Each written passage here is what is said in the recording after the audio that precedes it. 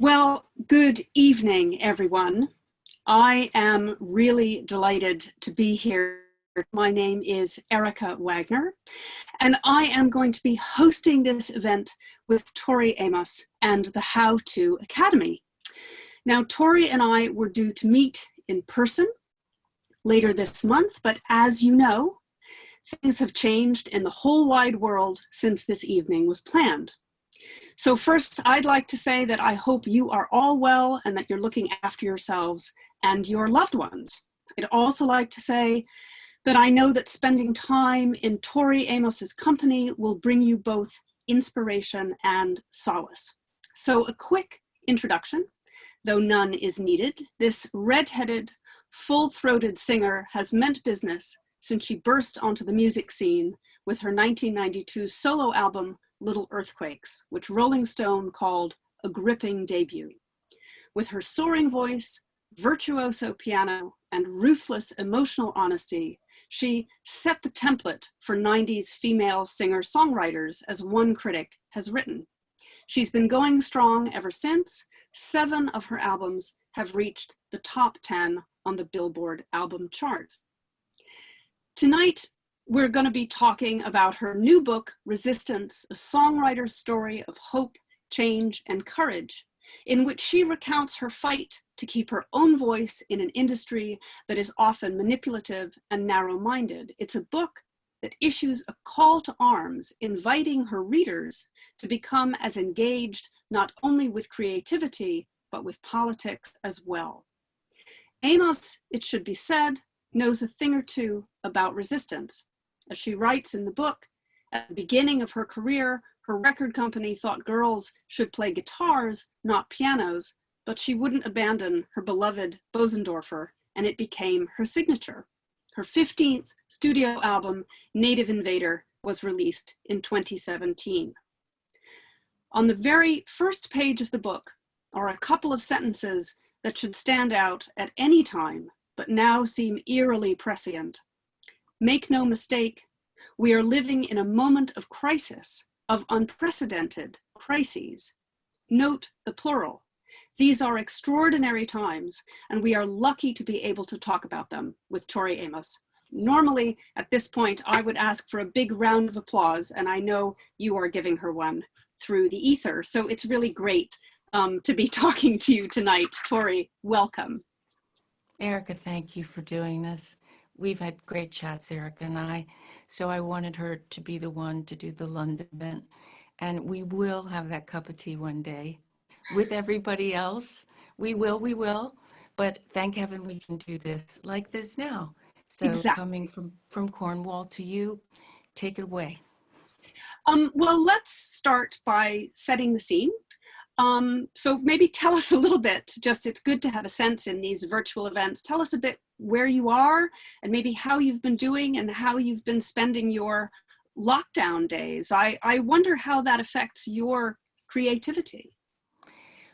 We were going to be on tour now, on the book tour, and we would have been in the States and then in the UK. So then I would come back and start recording the record, and we were going to be touring in the fall. That's kind of just the arc of what I thought was happening in January and February in my mind and was planning for. So I guess there was a grief that I've had to go through, accepting that I wasn't going to see everybody because I love seeing everybody. It's something I look forward to. I love to tour. Any kind of touring, I adore it. So this was a mental shift for me, an adjustment for sure. But to be able to be here in Cornwall at the studio, I'm so grateful because we're able to broadcast from a recording studio. The microphones are hidden, but we're in one of the recording rooms where the instruments get fixed. This is where they get healed.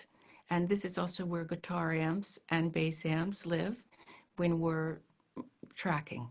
So that's kind of what our life is. We're launching the book with different people and having Q&As and conversations with people, wonderful people like you, Professor.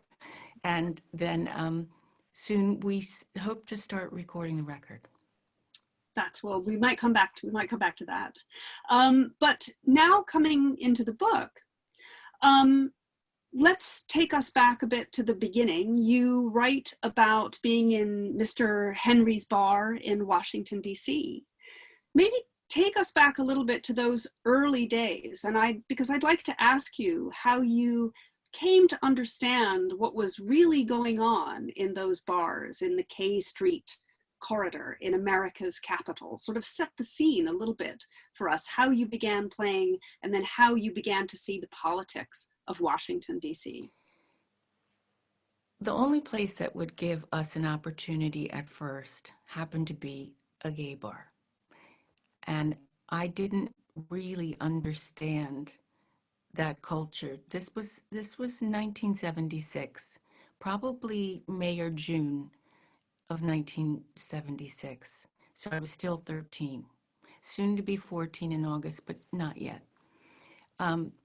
So if we put the time frame in and realize that that subject it just wasn't discussed, and I was in a Methodist church, the Good Shepherd United Methodist Church at the time, just inside the Beltway. They call it, you're either outside or inside that Beltway, and we were just inside it.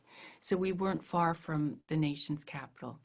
And my father, I think, was desperate that I would just do something, because the whole dream of me being on the concert stage had ended when I got kicked out of the Peabody Conservatory at 11. So he was really, really, it was brokenhearted, I think is fair to say. And I was rebelling, I think. And so this was this huge moment where when I realized, oh my goodness, all these people are men, and they think my dad was in a costume. And so once I began to understand, I started to watch his reaction. And once they really realized that it wasn't a joke, the patrons realized, then they started to help us and give us advice. And within several weeks, they found a place for me to audition called Mr. Smith's, and I started working there. The record family gave me a chance there. And then I was there for a year, and my parents chaperoned. And then after that, I went on to play happy hour all through Washington at many different hotels for many years. And I call it underscoring the liquid handshake.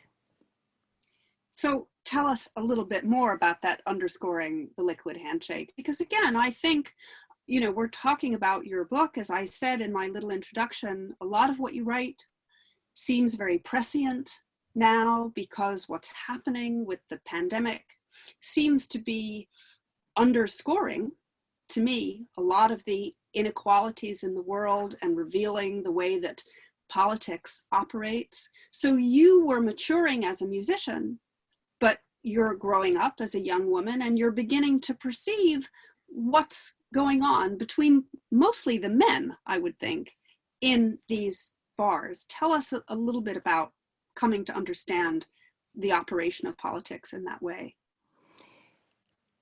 This was a time when cocktail hour was really, really accepted, particularly in the States. I know it's more accepted in Britain and has been, whereby after work, people will go to a pub and have a pint and talk and chat outside, even if it's freezing cold. And that's just what it looks like all across England. But in the States, it's changed somewhat. However, at that time, people would be coming in from, early afternoon to have these business deals. The lobbyists really are running Washington. And I didn't understand how that worked. And I didn't understand how really white-collar crime was able to be legalized through these different connections. And then by putting money into a politician, how you could have leverage with that politician. So I was learning that. And at the time, one of the Koch brothers was running on the Libertarian ticket for the vice presidency. And therefore, Ronald Reagan was running on the Republican ticket and Jimmy Carter was running. And I saw a whole nation change as I was playing and listening to people's forecasts and trajectory of what they thought was going to happen. But because of the American hostages in Iran not coming back, it pushed the psychology of the masses in the States to want a different type of leader, one that was more war-driven. And people that I knew right before my eyes changed. That was what that time was about. And I think that there's a mirroring of that and 2016, which in hindsight, we can see now, how did that happen? How did we get there? And to run full circle here, 2010 Citizens United, when the judgment was ruled in their favor, then anonymously you can really donate as much money as you want, and then I was just going to say for our English or maybe other people who are not in the United States listeners, Citizens United is the act that allows kind of unlimited funding for political parties in the United States, isn't it? So that's how that has continued to affect politics. And backed by the Koch brothers' money. Yeah. So the Kochs, the Mercers, there are certain people that are huge investors, endless amount of money on the GOP side. So that's the Citizens United connection with 1979, 1980 election. How do you think growing up in this atmosphere affected your progress as an artist, as a songwriter and a musician? Well, I wanted to get away from it because at a certain point, I was really bummed that this type of what I began to see and understand as how business as usual, the level of corruption. And that was just a heartbreaker. So I was running to the West Coast at 21 to try and find, I don't know, a different way. So that's part of why I went out West, to get away from that world. But I'll tell you, Erica, I always got pulled back. I was always getting pulled back to Washington over the years and through different events where I just found myself there in the oddest times, touring when George W. Announced across town. I was playing at DAR, Daughters of the American Revolution Constitution Hall, the night that he announced we were going to war. He announced it in the afternoon. So I designed the set list around that we were going to war in Afghanistan. One of the themes of the book, I would say, and you alluded to it just now, is the way that the personal and the political are always intertwined for you. And you return at the beginning of the book to a subject which I think your fans and admirers know, which is what happened to you personally as an artist in the aftermath of the first album that you made, Why Can't Tori Read? And the way you had to define yourself as an artist and really go it alone. And you use a phrase when you're writing about it that I really like and I think can be very useful for people. When you had this setback of people not wanting that first album, you talk about reviewing your skills inventory. in thinking about how you could go forward. Can you expand on that for our virtual audience? Well, I was really on my knees in self-loathing and betrayal of my instrument, and that I'd bought into the idea of corporate music culture. And I bought into it because I had fought for so long sending my demo tapes in, and had gotten so many rejections that at a certain point I thought, if I don't do something, then I'm going to die here in the piano bar, God knows how old, but I won't get out. And I couldn't live with beer being slung over me and on the piano. Depends on the place you are in. The better hotels might not have as much of that, but then the lesser hotels, and believe me, I played both in LA for sure. But I couldn't continue for too much longer. I know it was unsustainable after 13, 14 years of doing it. And so I drank the Kool-Aid and told myself it would be okay, just fill the slot and do it. So the failure of doing that was much bigger than why can't Tori read not happening. It was going from having such a childlike magical love for music that had become this monster experience. And through the failure of that record, I began to mine, excavate what I had left.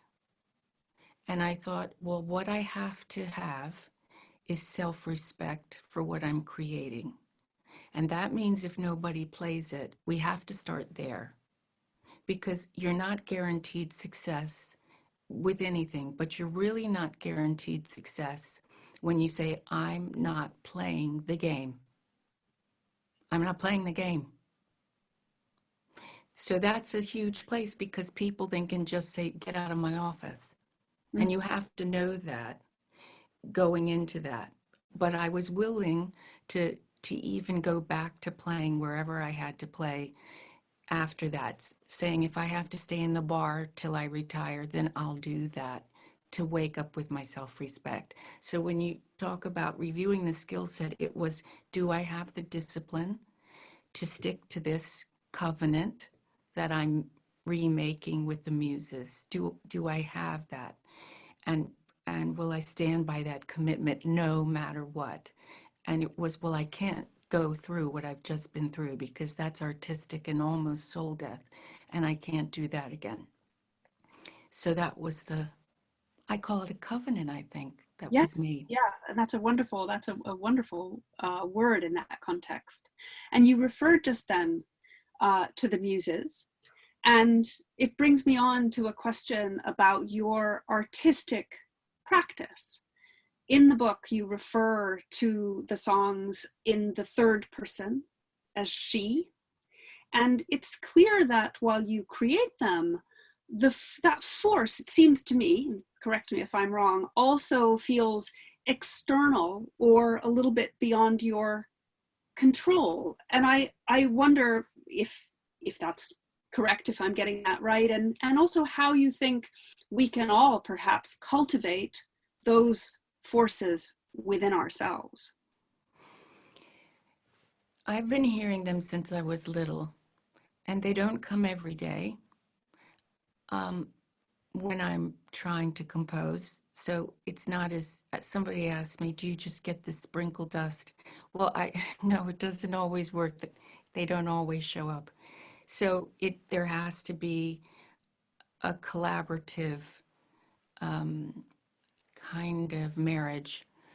I don't know if that's the right word, but whereby I'm pushing things and developing things and researching hundreds and hundreds of entries of music that I've been doing since 2017 for this next project, for this new record.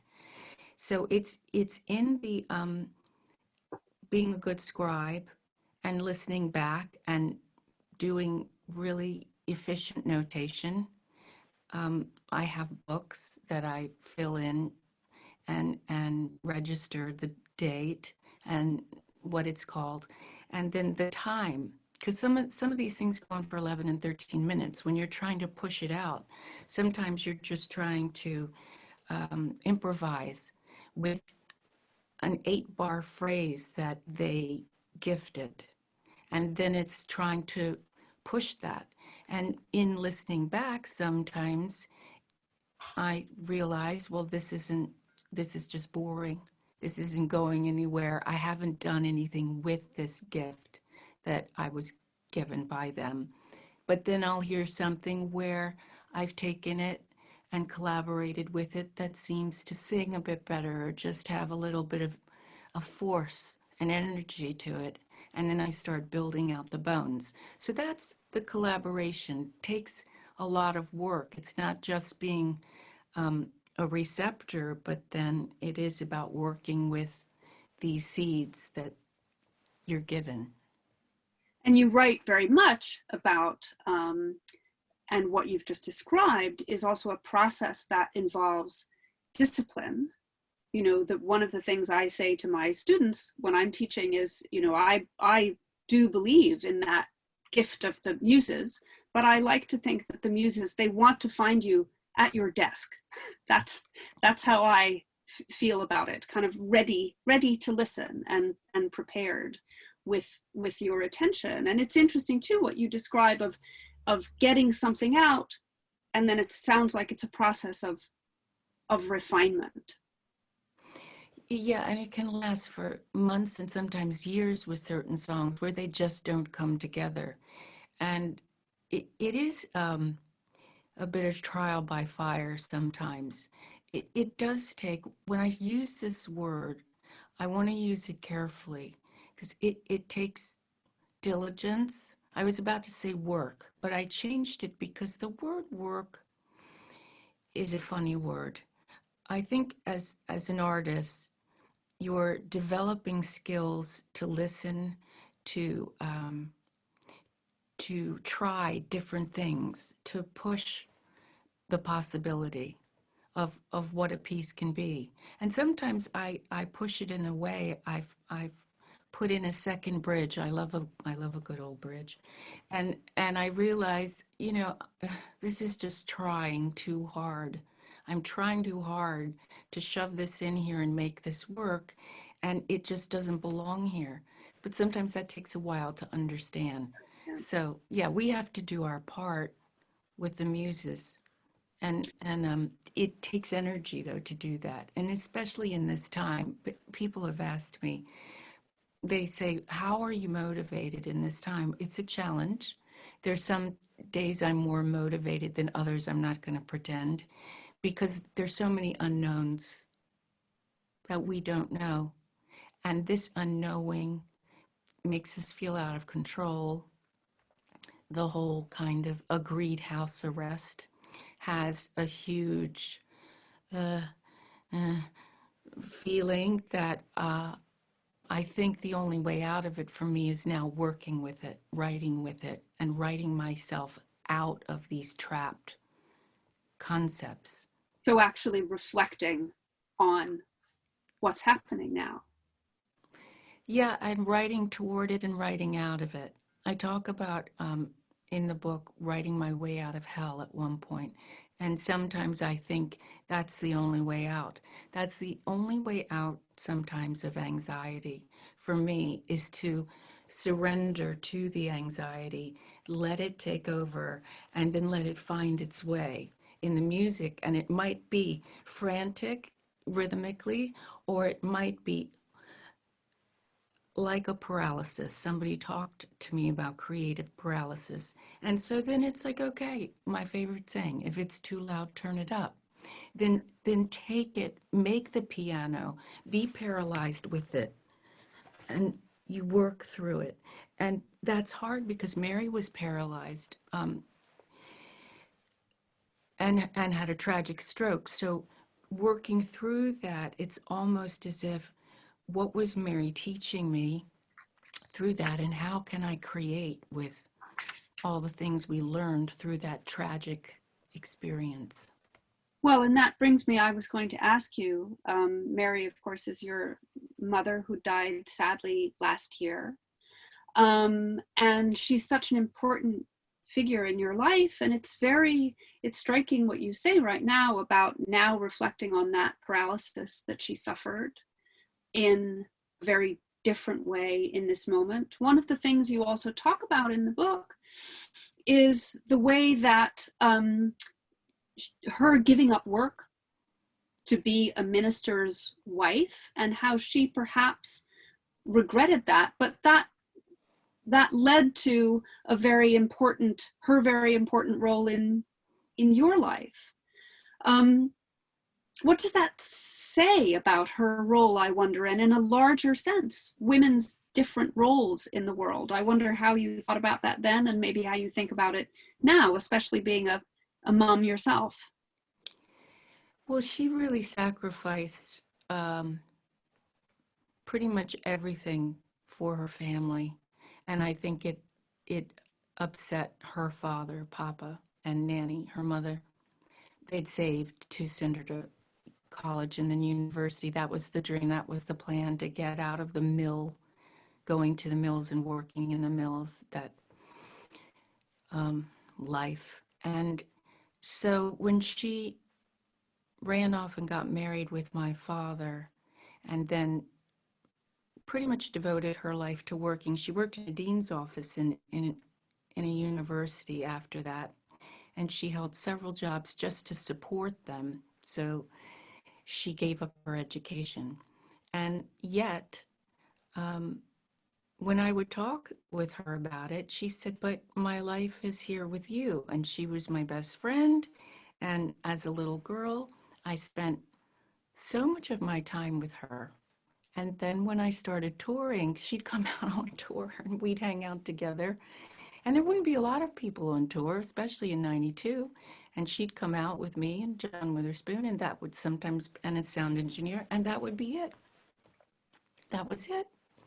And we just had this relationship that without her, I wouldn't see the world the way I do. I wouldn't have written the songs that I eventually figured out that it was my path to write, what kind of writer I wanted to be, and then becoming it, and choosing to still explore that path.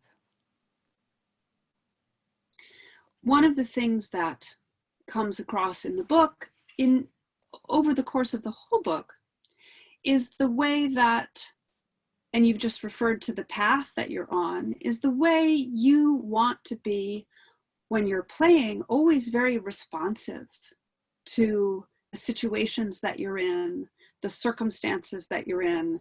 You don't go out on a concert tour just with a set list that you play over and over again. Tell us a little bit about how that process of listening and responding to an audience, a political situation, a particular context of time, how do you make those decisions, and how does it work for you? Well, look, I think you can choose what force field you want to be part of. Do you want to be really present and documenting what is really happening? Or do you want to, in a way, help people to escape what's happening? Well, I think, again, that escaping what's happening isn't the most interesting thing, unless, of course, there's an attack that's happening. And if there's an attack, then I understand the need possibly to escape. But if there's an attack narratively, which has been going on for a while now, it's a war of ideas. Who's controlling that narrative? Now we're back again to the K Street corridor, which is what they were doing with those think tanks then, building them then, and figuring out if we go into college campuses and we change that narrative economically, philosophically, blah, blah, blah, and because they're funding those universities, then they have a different narrative that they're pushing and seeding the students. Any of us can be groomed, any of us, unless we realize that we can be, and that we're really drilling down on the subjects. And how do we find the answers to our questions? So for me, a lot of it is listening to people who come to the shows, having those convos, and then we create together that night. We're creating a force field, we're creating an energy, and we're responding to what we've heard is happening that day. And we're responding to those twisted narratives that are happening that week and that day. And that's power. That is artistic power and empowerment for all of us co-creating together, because we're all weaving this story together. We are. I'm one of the vessels, yeah, but I get that. But I don't see it as I'm here and they're there. I'm seeing this circular movement of energy, and that we're shifting things together through our chakra system to the earth. And if some of these narrative thieves are out there doing their rallies, then why aren't we having our audio communion with each other and holding that energy as well? Why not? That's called being, active. Yes. That's our active way. And that makes me think there are so many moments in the book, but you write both about being on the strange little tour in the autumn of 2001, when the attacks of September the 11th happened. And I also think about your most recent, the Native Invader tour, in what I think of as the aftermath of the 2016 elections. And of course, there were upheavals here in Britain too in 2016 with the referendum over Brexit. And I wonder if you talk a little bit about those being so present in those two very different moments of trauma. And then after that, we have some questions from our audience. So we'll have some time for those. Well, after September 11th, a couple weeks later, I did a signing in New York City, and people would be in line and say to me, whatever you do, don't cancel, because we need a place to gather. We need a place right now to gather. They're telling us all not to, go out. And there was a lot of fear, and there was the narrative, I'm drumming constantly for war. So Mark and I had decided that we would go out, that we would take our infant with us, who was just over a year old at the time. We felt called, and we felt that we felt safe. We just did. And yes, sometimes there would be dogs that would come into the theaters and check for anything in the theater to make sure people were safe. So we were trying to take the precautions, and yet we thought it was imperative that we were out there at that time. This is also a time when Imagine, the song by John Lennon, had been banned on the radio. I can understand why they were banning certain songs with the word airplane in it. I get that kind of mentality. But to ban Imagine told me pretty much everything I needed to know. And that meant that the war of ideas did not want the idea of Imagine living life in peace. They didn't want us to imagine that. So, understanding that songs can be dangerous, and that was a threat to the Hawks and their war of ideas, I just said, okay, I'm going to go out there and learn, and we're going to put different messages out there. And on that tour, that's when Scarlet's Walk was really being lived. We were living it, and then it started to write itself afterwards. 2016, we were out there trying to process, I think, where America had chosen to go. It's very complex how it chose to go when the president of the United States didn't win the popular vote, but there you go. So it's the system that we have in the States. And so learning and feeling people's emotions and working through that in the States, but also working through with Europe and the UK, just everything that people were feeling at the time. I want to turn now to the questions that we asked for. People submitted their questions to this event, and so I have some of them here. And so I will say who asked them, and then turn to you. So we have a question which I've said is from Serena, but this came up a couple of times. And she asks, given that when you started writing the book, no one could foresee this whole pandemic situation, has your view on the book and what it means changed? Well, I did not see this coming. I don't know if doctors did.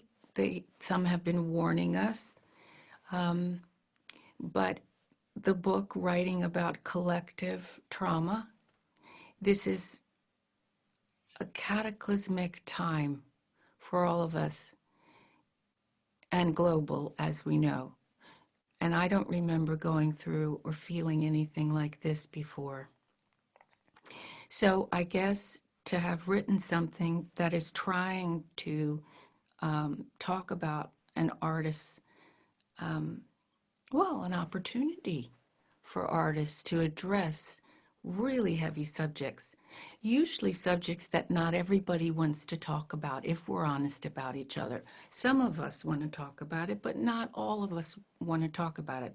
A lot of times we want music that is just supporting our busy lifestyle and us going out and that type of thing that's not too heavy.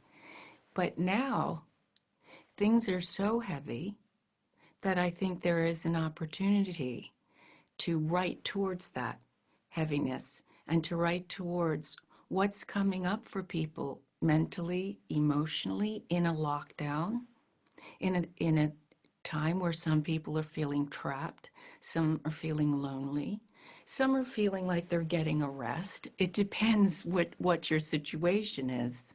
If you're getting a rest, you might want to trade places with husband if you don't want to rest anymore, because he would love a rest. And that kind of brings me to a question from Erica, another Erica, who asks, then how do you harness the power of resistance without letting anger or fear take over? Well, right now, I'm definitely resisting despondency, because when I think of what can happen and us not knowing the answers, how long can this go on for? If you're playing by the rules, meaning if you're trying to follow the guidelines and use your logic and be sensible about it, how long will it be till I can see my family in the States again? Well, I don't know. There are so many unknowns. So that's really how I have to resist getting into that space in my mind that that paints a bleak picture, opposed to going to that place of presence and saying, okay, then write to this. You have a piano, you have that. Be grateful you have that. You're at a recording studio. So if that's what you're feeling, then write about it. Now, it might not be something that makes the record. That's okay. You always write more songs I do anyway, than go on a record. But sometimes you just have to write to survive the moment. And when I say survive, I'm talking about more than survive. I'm to create with the moment, to create with it. And sometimes certain emotions are harder to allow because they can feel heavy. We're back to that heaviness. So how do you bring that into magic? And that's the paradox, and that's where I think the tension of it is, and the magic in a way, when you can be part of that. But it takes discipline. Let's see. Koi asks, how do you find a poetic or creative angle when addressing news and current events in your lyrics? I find it difficult to write songs, says Koi, about political topics I feel passionate about in an artful way. Well, if you want to try doing it, it might be, when we talked about before, Erica, about reviewing your skill set. You might, Koi, since you are a songwriter, you can clearly write songs.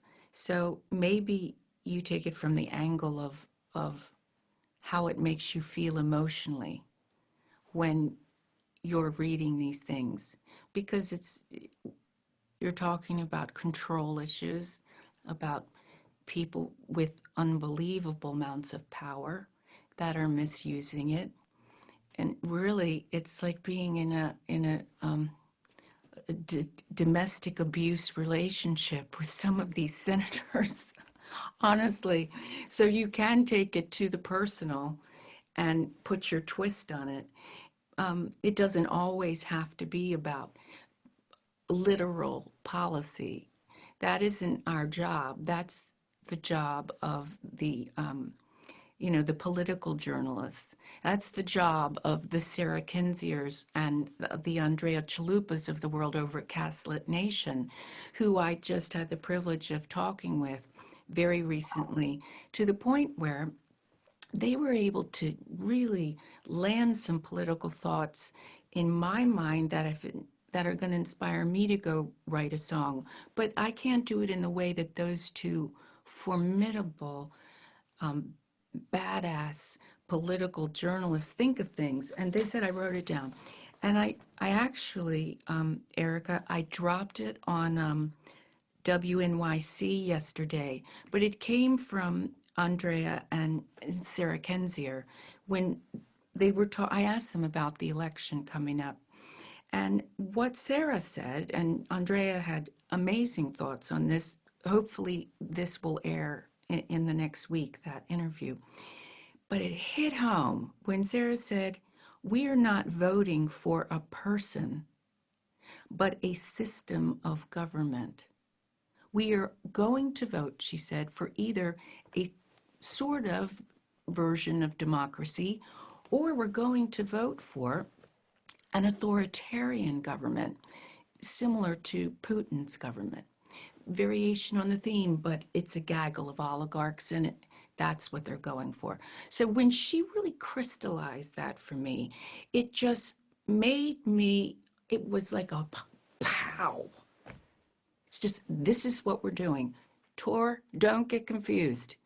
Don't think about the personalities for 5 seconds. You need to think about the system of government you're voting for, and anything else, you're getting groomed and distracted, and wake up. I was like, whoa, that's why Gaslit Nation, man. And now I'm inspired to go write something. It won't be how Sarah writes or how Andrea writes, because I can't write like that. Answering Koi's question, I can't, I don't think like them. I don't have that brain. But I'm going to write something because they inspired me, but it'll be in my way. This is a question that's really about the structure of the business that you're in, from Elysia. And she asks, she's a musician, you shared a similar energy to the underground riot girl feminist punk movement in the 90s, bands like Sleater-Kinney, Bikini Kill, but you were always on a major label path. Corporate music, seems to have a full stranglehold on art now. What's your relationship to truly underground music? And what's your advice for artists in a time when culture does not seem to value them? Well, culture hasn't valued them in the way that they can, and possibly through this unbelievable crisis might start to need manna from artists like you and your contemporaries that are going after this stuff, instead of really some acts are there to well, I don't necessarily know why they're there, but I know why they're signed, some of them, and we're not gonna get into mentioning names. But what's important here is to understand how the music business works. If you understand how the levers work, then you can decide your strategy. And it is about a strategy. So in the 90s, how it would work, and I knew it very well then, was that advertisers had so much power on the radio. Now advertisers still have power. Not all advertisers are pro-life, anti-choice, but some are. Not all advertisers are against feminism and equal rights for all, but some are against that. So you have to kind of figure, and it's just, it's dirty and it's grimy, but it is what it is. It's a bit yuck, but it's corrupt, and this is how it goes. We're back to a war of ideas. That is what's going on. We can outcreate them, but we're back to discipline, determination, and you have to, and defiance. And so they're putting money into that time slot, so they might not want our messaging. And if they don't agree with it politically or ideologically, then they're not going to want our music when they're pushing their burger or their this or their that. And you have to also think, if the masses are really being empowered, then how are they going to get them to buy all this crap? So once you understand how it works, and for corporate music, sometimes it's just much easier for them to sign people who they can place their work and stuff that doesn't ruffle too many feathers. There is a side to this that's about commerce, but it is about what the public demands. And the public might just be hungry for something else, something more substantial. And so I think we're back to an opportunity, but you have to seize it. Because you can say some of us got lucky by being in the 90s, but you also make your own luck.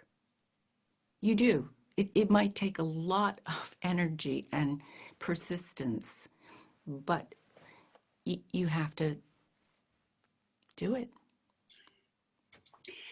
Matthias asks, you recently mentioned a graveyard of your songs. How many songs are in it, and are these finished songs?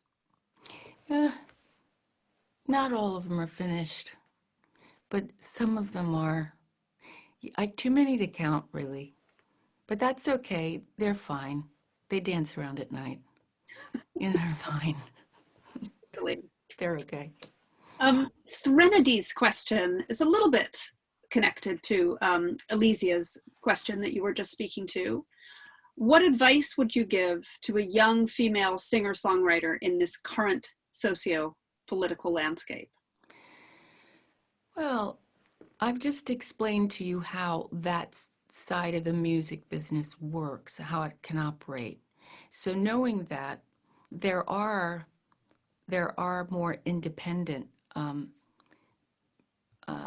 labels out there, and then there's the internet, and people have also written in and talked to us. Alicia wrote great stuff for us, by the way, about the frustration of putting work out in a sea of millions of other people's work and getting lost, and how it's almost as if, how is there going to be a side of music business that isn't all corporate. And this is very valid, I understand, but we're in a time we've never been in before. So I'm encouraging the singer-songwriters to write toward what they feel they need to address at this time. Don't write toward getting a record deal.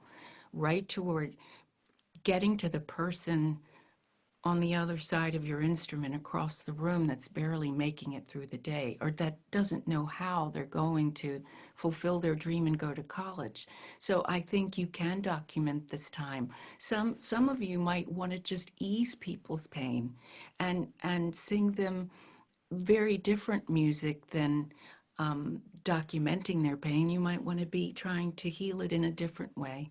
So I think that people need music right now, like never before. How you get it to them, well, I don't have the answers, but I do think that this is an unusual time, and that kind of corporate music isn't going to necessarily be that healing elixir that people are desperate for right now, and they're desperate. I would say that I've always felt, as a critic and as an artist, that people are smart and people respond to the authentic. They want the authentic, and as you say, they especially want it now. There's a hunger for it now. But like you said, you have to do it. Misty asks, in the chapter Mary's Raven, you acknowledged a letter you received from a woman about grief.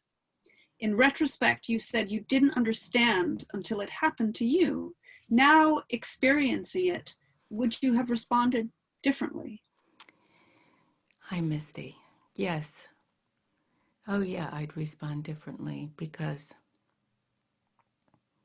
I couldn't understand the emptiness. I couldn't understand the level of loss. I thought that because of what Mary had gone through, that I would be relieved because she was suffering. So naturally, logically, I would say to myself, if you love this person, then you're going to almost, for them, think finally they're free. Well, that didn't happen for a long time. And so when this woman wrote me about her grief and the level of pain in that letter, I couldn't understand it. I just couldn't understand it. I had empathy for the woman. I heard her. But because I hadn't experienced that kind of loss where my best friend in the world, the person that had taught me so much, and the person that never raised a voice to me, just unconditional love, that was gone.